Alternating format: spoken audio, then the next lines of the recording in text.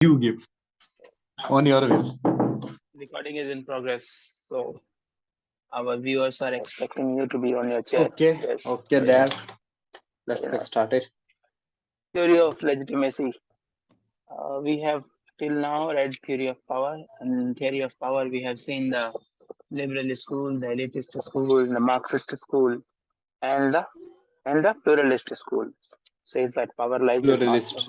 pressure groups. So different schools we have discussed in a linked manner, and now अब हम theory Now of we are legitimacy. in our series Theory of of leg- discussion. We are reaching here theory of on legitimacy. what? Marks On परेशान theory of legitimacy. Hmm Legitimacy पढ़ रहे हैं आज हम, है ना? theory of legitimacy शुरू होते ही पहला नाम आता है मैक्स वेबर का। मैक्स वेबर की जो थ्योरी है उसका कंटेक्स्ट क्या है वो पहले देख लेते हैं। Max Weber was a critic of Marx. Karl Marx के क्रिटिक हैं। मार्क्स सही हैज बात है. Challenged the legitimacy of states, calling state as instrument of capitalist class. Marx कहते हैं कि वो स्टेट को ही खारिज करते हैं, कहते हैं स्टेट कुछ नहीं है, कैपिटलिस्ट क्लास का इंस्ट्रूमेंट है। जो रियल पावर है वो किसके पास है? प्रॉपर्टी क्लास के पास। उनका ये इंस्ट्रूमेंट है। मैक्स वेबर ने कहा, Max Weber held that revolutions are predicted by Marx, did not take place in capitalist society. तो मार्क्स ने जो कहा, जो थ्योरी दी और जो कहा कि कैपिटलिस्ट सोसाइटी में रिवॉल्यूशन होगा, वो तो कभी हुआ नहीं। और जो रीजन है ऐसा ना होने का वो ये कि people consider the exercise of power by the state as legitimate. क्योंकि लोगों ने रिवॉल्यूशन इसलिए नहीं किया क्योंकि लोगों को लगता है कि जो स्टेट पावर एक्सरसाइज कर रही है वो जो पावर एक शक्तियां लोगों पर इस्तेमाल की जा रही वो पावर स्टेट के द्वारा. लेजिटिमेट पावर, वो लेजिटिमेट लेजिटिमेट. पावर है। अकॉर्डिंग टू मैक्स वेबर लोगों को ऐसा लगता है कि वो पावर लेजिटिमेट पावर है, इसीलिए कैपिटलिस्ट वर्ल्ड में उस प्रकार का रिवॉल्यूशन नहीं हुआ जिसकी बात कार्ल मार्क्स करते थे। ठीक है। Max weber made the difference between power and authority, और यहाँ पर उन्होंने पावर और अथॉरिटी के बीच का डिफरेंस बताया। भेद कर ठीक। दिया.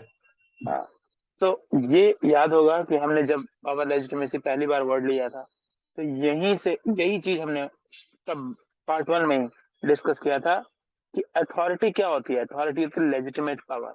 पावर को लेजिटिमेसी मिल जाए तो वो अथॉरिटी बन जाए। So power plus legitimacy is authority, ये उन्होंने बताया। Does state represent authority? State represent not only power, not only legitimacy, but combination of both. Whatever the power state is exercising, people are not coming into revolution against the power because people consider that the power which is being enjoyed by the state is illegitimate. So when there is an element of legitimacy with the power, it becomes हाँ, तो किसी authority. न किसी तौर पे लोग consent दे रहे हैं अपना, इसीलिए लेजिटिमेसी हो जा रही है पावर की. और कंसेंट पावर मिलके, कंसेंट मतलब लेजिस्ले कंसेंट का मतलब लेजिटिमेसी, हाँ, है ना? लेजिटिमेसी का सोर्स लोग ही होंगे जिन पे जो गवर्न है, और जो गवर्निंग है तो गवर्न खुद कंसेंट दे कि ठीक है आप हमको गवर्न करें तो वो तो लेजिटिमेट होगा। लेजिटिमेसी का मतलब होता है पावर प्लस कंसेंट, हम जो पढ़े हैं पिछली बार. जो शक्ति है उसको कंसेंट अगर मिल जाता है तो वो लेजिटिमेसी हो कंसेंट ऑफ जाती है. whom? Consent of govern to whom? Consent to governing. हाँ हाँ, गवर्न मतलब पीपल. मैं इन लार्ज कॉन्टेक्स्ट बोल रहा हूँ. ठीक है, his तो three इस हिसाब से idols. देखें तो अथॉरिटी के लिए हमको पावर और लेजिटिमेसी चाहिए. ठीक है, okay. Authority is power plus legitimacy. The state represents authority. Now his three ideal types of authority. तीन टाइप की अथॉरिटी बता रहे हैं। The nature of authority will be determined by the nature of society. Nature of society. Society सही का जो बात है, नेचर है उससे अथॉरिटी का नेचर उसके पता लगेगा। हिसाब से. एक है traditional. Traditional the basis of authority is custom and tradition. ठीक। For example authority of king in Britain, the traditional basis of authority though found in all society but is most dominant in traditional society. चला आ रहा है कि राजा जो करता है वो लेजिटिमेट होता है, तो ये ट्रेडिशनल, तो सोसाइटी ऐसी है, तो ये ट्रेडिशनल तरीका है उसका लेजिटिमेसी का, अथॉरिटी का। मतलब चला आ रहा है पहले से ही पारंपरिक तरीके से चला आ रहा है कि राजा की पावर लेजिटिमेट है। तो अथॉरिटी का बेसिस क्या हो गया यहाँ पर? परंपरा, कस्टम एंड ट्रेडिशन। दूसरा होता है कैरिस्मेटिक। क्या कर रहे हो मिस्टर राजीव, कैमरा बंद करके क्या कर रहे हो? क्या करते हो? खैर, charismatic charismatic the basis of authority is personality of leaders. For example, there was a charisma of Nehru, who provided अच्छा, legitimacy to many of his actions in the eyes of the people. Charisma is the most short basis of authority. It can't continue for long.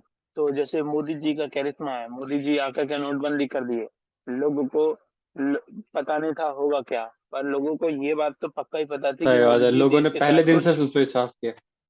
देश के साथ तो कुछ बुरा होने नहीं देंगे। तो ये जो विश्वास था, ये मोदी जी का करिश्मा था। करिश्मा।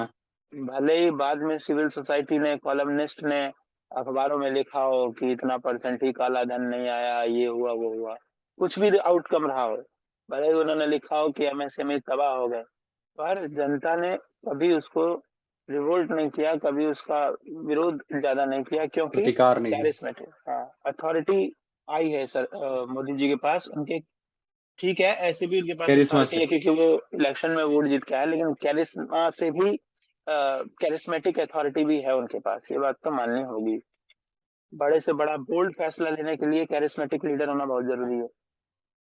बड़े से बड़ा फैसला सही लेकर बात के, है, क्योंकि कितना बड़ा ही फैसला लो आप, क्योंकि है तो अल्टीमेटली है, माना भी ना, गलतियां सबसे होती है, लेकिन इसके बावजूद अगर लोग रिवोल्ट नहीं कर रहे तो आपका करिश्मा वहाँ काम कर रहा है। बिल्कुल सही बात। दो कैरिस्मा जैसे इज द जिस तरीके बेसिस। का। ठीक ठीक। Though charisma is a basis in all society, yet it has यार it is. biggest role in societies which are facing crisis. For example, Germany in 1930. So charisma is the basis of authority in all society. लेकिन ये कैरिश्मा ही जो जो जहाँ है, crisis ज्यादा होता है ना, वहाँ करिश्मा भी ज्यादा होता करिश्मा का ही रोल होता है कि सोसाइटी में ज्यादा क्राइसिस है। है। और example Germany in 2011। 1930s which give तो opportunity to Hitler। Modi ji आए भी तो 2014 में, वो क्राइसिस का दौर ही तो था इंडिया में। आईसीस के दौर में आए थे, लेकिन ये अगले लाइन में कैरिस्मेटिक में मैक्स वेबर बता रहे हैं कि कैरिश्मा सारी सोसाइटी में जो क्राइसिस फेस कर रहे हैं, उसमें कैरिश्मा का बढ़िया रोल होता है। तो लेकिन बढ़िया है। बाकी सोसाइटीज की बात अलग है, इंडियन सोसाइटीज की बात अलग है। और दूसरा टोटलिटेरियन डिक्टेटरशिप जैसे शब्द बोलना, ये कुछ ज्यादा एक्सट्रीम हो गया, क्योंकि यू विल मिस करिश्मा ही। Democracy when it is actually gone. It is said that you will miss, you are saying that there is no democracy, but you will miss it when it is actually gone.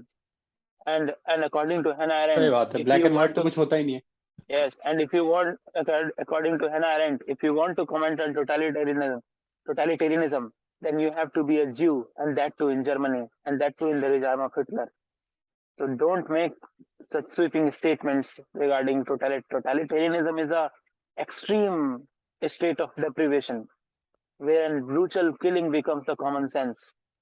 So so saying your leader as What is totalitarianism, totalitarianism can only be defined and can only be talked by those who were there calling your leader totalitarian during is the reign of disservice to Hitler the nation. itself. What I am saying is calling your own leader, your own legitimate leader, as a totalitarian is disservice to the democracy, is disservice to the nation, is disservice to the unity of it, isn't it? So that's why such extreme words When should all be institutions are discussed with functional, caution. When all when all institutions are functional in India, yeah. election is a basic of democracy. It Mm. is going on a fairly basis Yeah. on which they are accusing about totalitarian. तो भारत में जो नेता के They are pass obsessed with these words. Hmm.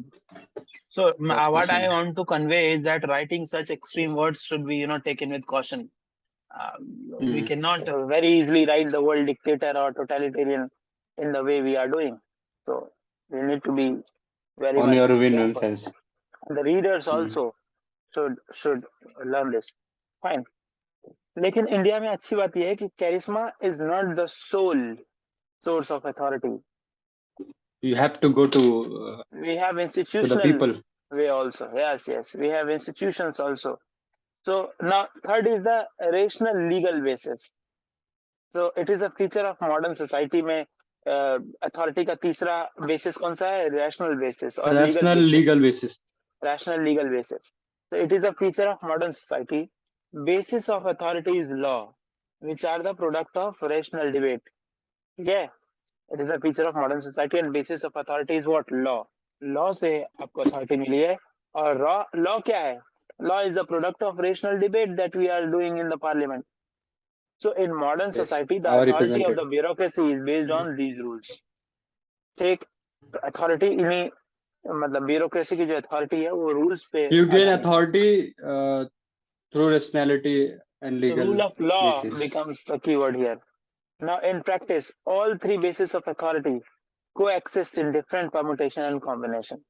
ठीक, ये Combination. तीनों actually में ये तीनों होता है. मतलब इंडिया में ट्रेडिशनल, अगर आप 75 साल हो गए हैं आजादी का अमृत महोत्सव Absolutely. मना, तो हम कह सकते हैं कि प्रधानमंत्री पे तो हमेशा हमें याद है कि कैसे इंदिरा गांधी के टाइम पे भी इसी टाइप का कैरिस्मा था, इसी टाइप का अथॉरिटी था माननीय पूर्व प्रधानमंत्री स्वर्गीय श्रीमती इंदिरा गांधी जी के समय में. और कोई ऐसे प्रधानमंत्री याद नहीं आते जिनके पास लेजिटिमेसी क्राइसिस रहा हो. रहा भी होगा तो इवन जो ट्रेडिशनल वाला है ना, हम्म, इवन जो ट्रेडिशनल वाला है वो भी अच्छा खासा, मतलब इंडिया के अंदर अच्छा खासा लोग, अच्छे खासे लोग हैं जो ट्रेडिशंस को मानते हैं, है ना. और वो लोग और उनकी जो अथॉरिटी होती है, मतलब किसी प्राइम मिनिस्टर की अथॉरिटी इंडिया में देखेगा तो ट्रेडिशनल वाला भी अच्छा खासा मजबूत होता है. लोग रिस्पेक्ट करते हैं अपने लीडर्स की, बहुत बहुत ज्यादा रिस्पेक्ट करते हैं, जो उनका अपने ट्रेडिशंस में भी है. तो वो एक अथॉरिटी रहता है उनके पास पहले से ही.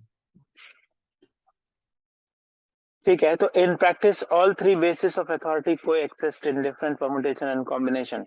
Discuss the relationship between power authority and legitimacy. अब देख, पावर अथॉरिटी और लेजिटिमेसी तीन वर्ड्स आ गए. मैक्स वेबर का इक्वेशन है, पावर और लेजिटिमेसी जोड़ दो तो अथॉरिटी बन गई. The relationship is explained by Max Weber in the context of criticism of Marx theory of state. Context हमने देख लिया कि क्या था कंटेक्स्ट. सही बात है. मार्क्स थ्योरी ऑफ स्टेट का कंटेक्स्ट था कि मार्क्स कह रहा था कि स्टेट इंस्ट्रूमेंट ऑफ बूर्जुआ है. Revolution is inevitable. इनएविटेबल है रिवॉल्यूशन, और स्टेट जो है वो इंस्ट्रूमेंट ऑफ कैपिटलिस्ट क्लास है. लेकिन कभी कैपिटलिस्ट वर्ल्ड में वो रिवॉल्यूशन हुआ नहीं. क्यों नहीं हुआ? क्योंकि लोगों ने लेजिटिमेसी सही दी बात है. स्टेट को. और पॉज लोगों ने पैराडाइम. और जो सरकार के पास लेजिटिमेसी होती है वो तीन सोर्सेस से होती है. तीन अलग टाइप की होती है, ट्रेडिशनल, सोसाइटी पे डिपेंड करिश्मा करती और है. ट्रेडिशनल, कैरिस्मेटिक और रेशनल लीगल बेसिस. ठीक रेशनल है, लीगल बेसिस. ये तीन हो गया. अब हम देखते हैं कि लेजिटिमेसी क्राइसिस कैसे डेवलप होता है. Legitimacy types of authority explain this. ठीक है, हैबरमास का कुछ कहना है. हैबरमास क्या कहते हैं कि he has analyzed the nature of अच्छा अच्छा अच्छा, अभी तो हम welfare state. अभी वीबर, हम मार्क्स वेबर की बात कर रहे थे ना. अब मार्क्स वेबर की. हैबरमास की बात. हाँ, और मैं अब हैबरमास की हैबरमास बात करेंगे. Okay. These are two Habermas different कहते हैं एंटिटी. हैबरमास कहते हैं कि he has analyzed the nature of welfare state. Basic question जो इन्वेस्टिगेट किया हैबरमास ने वो ये कि he wanted to understand whether the welfare state invented by capitalist liberal scholars offer permanent solution for the contradiction between labor and capital. Labour and capital.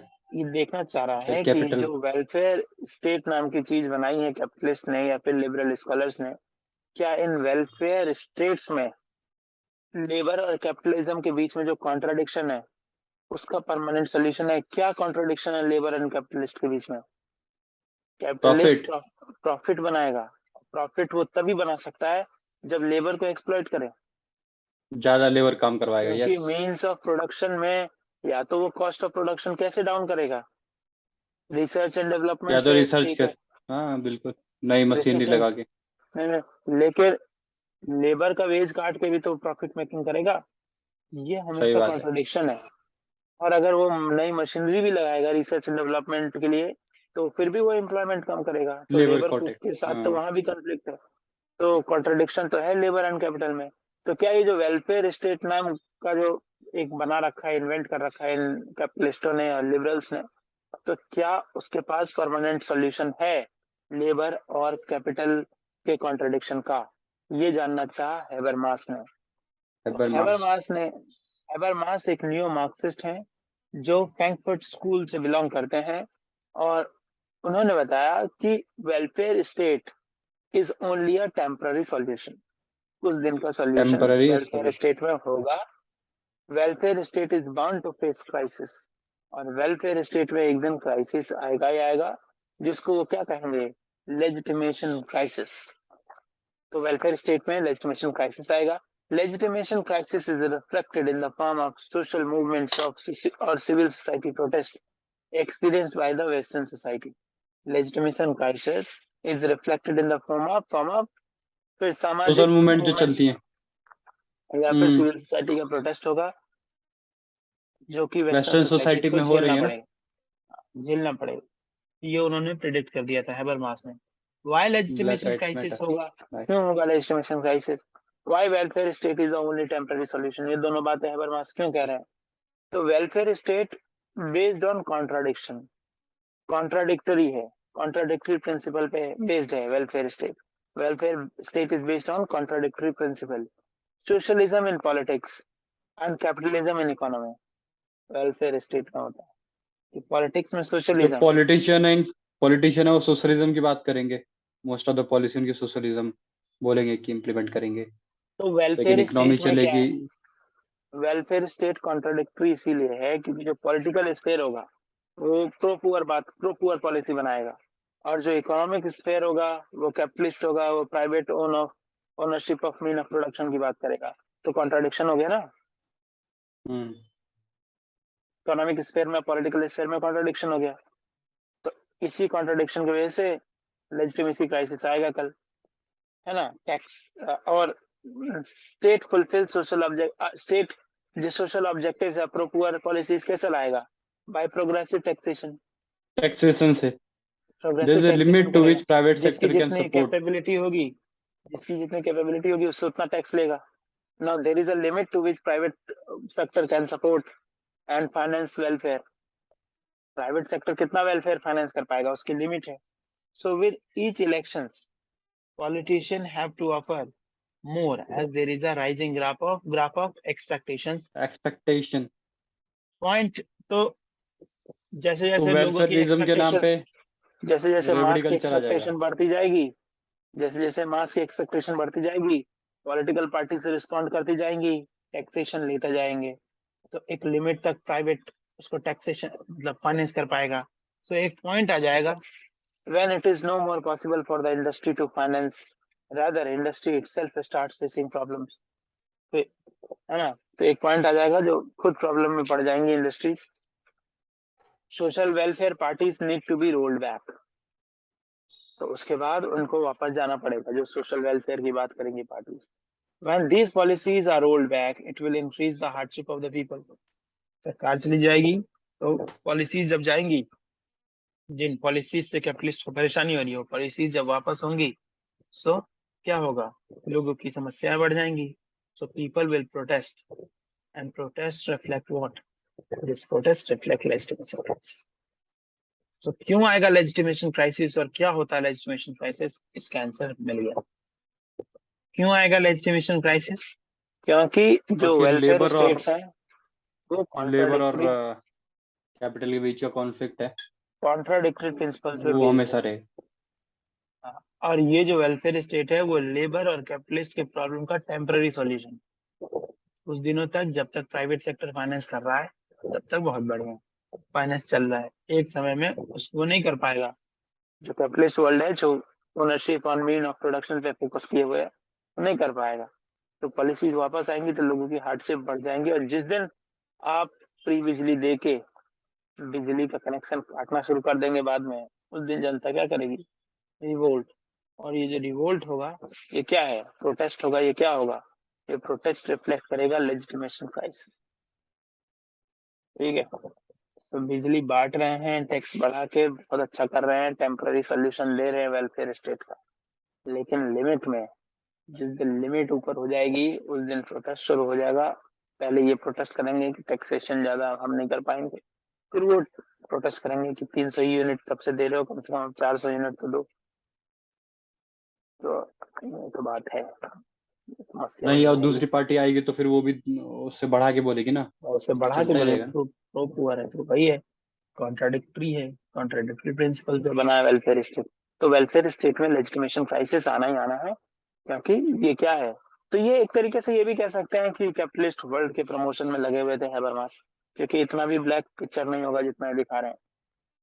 कुछ तरीके होंगे, हो सकता है किसी स्कॉलर ने काउंटर किया हो, क्रिटिसिज्म देखना होगा इनका। So the analysis of Habermas can be explained through the example of crisis in Greece. Example भी दिया है, क्राइसिस जो ग्रीस में हुआ था। गवर्नमेंट जो थी ग्रीस की, वो सोशल सिक्योरिटी प्रोग्राम्स कर रही थी जबरदस्त तरीके से। अब ग्रीस में क्या हुआ, इसके बाद कॉम्पिटिटिवनेस खत्म हो गई और ग्रीस नेट इंपोर्टर बन गया। प्राइवेट कंपनीज को इंसेंटिव नहीं मिल रहा है ना, कंपटीशन खत्म। एक कोई ठेका आपको देना है, उसको आप दे ही रहे हैं, उससे आप लेकर के बांट दे रहे हैं, तो इंडस्ट्रियल कंपटीशन खत्म। तो कंपटीशन खत्म, कॉम्पिटिटिवनेस खत्म, तो एक्सपोर्ट खत्म, तो खाली इंपोर्ट, नेट इंपोर्टर बन गया। गवर्नमेंट हैज बीन टेक, भाई लोगों को तो पहुंचाना पड़ेगा सोशल सिक्योरिटी प्रोग्राम, तो इंपोर्ट करा के government has been taking the debt to pay the bills for import.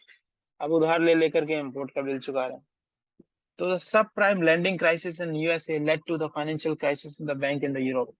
और उसके बाद यूएसए में सब प्राइम लैंडिंग हो गया, मतलब ज्यादा जो एक तरीके से ऐसे लोग थे जो नहीं चुका पाते लोन, उनको भी लोन मिल गया। सब उनको भी दे प्राइम दिया लैंडिंग, गया। हम्म। सब प्राइम लैंडिंग क्राइसिस आ गया यूएसए में, उससे फाइनेंशियल क्राइसिस आ गया यूरोप के बैंक। तो सब प्राइम लैंडिंग आपने शुरू की वहां पर वेलफेयर स्टेट के नाम पे, यहाँ पर यूरोप की स्थिति हुई। When bank asked government to repay the debt, government was not in position to pay back, है ना। So lending institutions like IMF, EU imposed austerity measures, and IMF ने austerity measure लगाया, and imposition of austerity measure led to people's protest। उसने कहा कि भाई आप तो तो ग्रीस पीपल, क्राइसिस। हाँ आईएमएफ ने कहा कि अब आप ज्यादा सोशल वेलफेयर में खर्चा मत कीजिए, सरकार को रोकना पड़ा, तो लोगों ने प्रोटेस्ट शुरू कर दिया, and it has led to the political instability in Greece. ठीक है, ये सब हुआ है वेलफेयर स्टेट में, जो कि हबरमास ने प्रेडिक्ट कर दिया। ये एग्जांपल है, ठीक है। तो हमारा theory of power and legitimacy authority, ये सब हमने देख लिया है, स्टार से देख लिया है, जितना मैम ने हमें बताया उतना हमने आपको बता दिया। अब जो सीरीज शुरू होगी उसमें हम डिस्कशन करेंगे क्या, थ्योरी ऑफ डेमोक्रेसी, डेमोक्रेसी। या फिर कुछ और भी वो हम देख लेते हैं क्या है ऑर्डर में, वो कर देंगे। अभी के लिए इतना ही। जय हिंद, जय भारत। लाइक कर देना वीडियो, शेयर कर देना, कमेंट करके बताना कैसा लगा, जैसे जैसे सपोर्ट कर सकते हो करो। धन्यवाद।